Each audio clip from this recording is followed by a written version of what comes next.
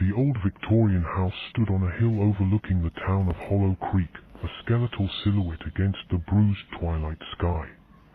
Locals whispered stories of the Blackwood Manor, tales of unexplained noises, flickering lights in empty windows, and the chilling sensation of being watched. No one had dared to venture inside for decades, except for me. My name is Elias Thorne, a paranormal investigator with a penchant for the macabre. I'd heard the rumors, of course, but dismissed them as folklore until a series of unsettling events began plaguing Hollow Creek. Livestock went missing, strange symbols were found carved into trees, and a pervasive sense of dread hung heavy in the air. The townspeople pleaded for help, and I, driven by a mixture of curiosity and a desire to help, found myself drawn to the Blackwood Manor. Armed with my EMF reader, EVP recorder, and a healthy dose of skepticism, I approached the house on a crisp autumn evening. The wrought iron gates groaned open as if inviting me in, the rusted hinges protesting after years of neglect.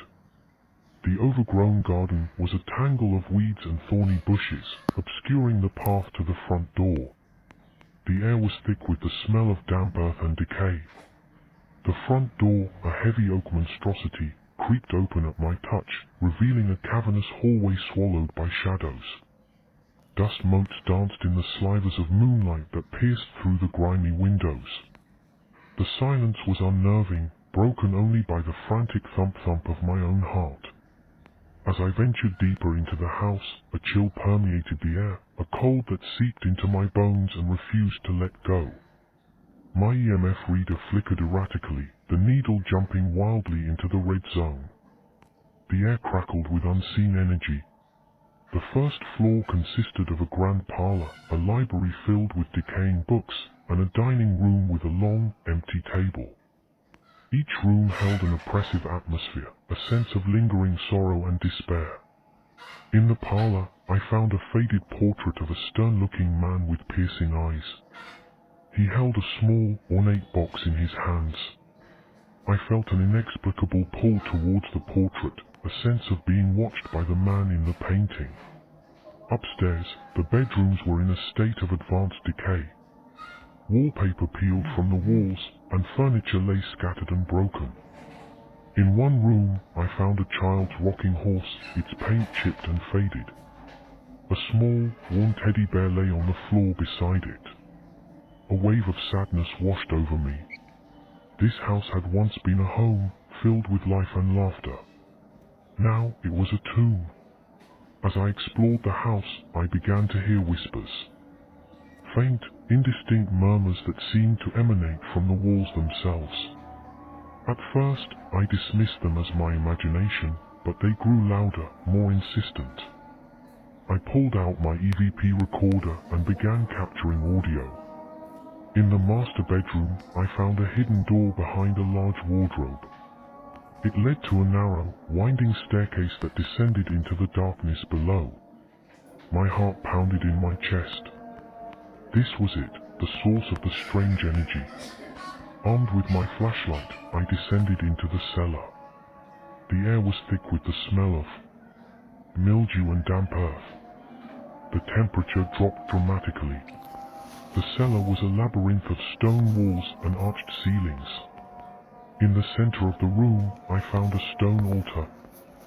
Strange symbols were carved into its surface, similar to those found on the trees outside. As I examined the altar, I heard a sound behind me. A low, guttural growl that sent shivers down my spine.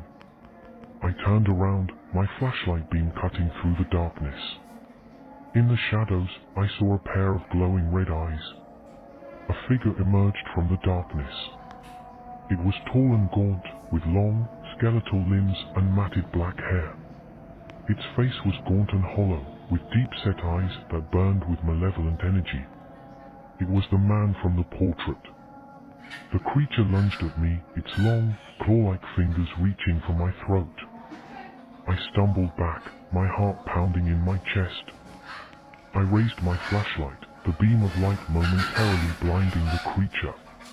It recoiled with a hiss. I realized then that this was no ordinary ghost. This was something far more sinister, something ancient and malevolent. The whispers I had heard were not the echoes of the past, but the creature's own voice, calling out to me, drawing me deeper into its lair.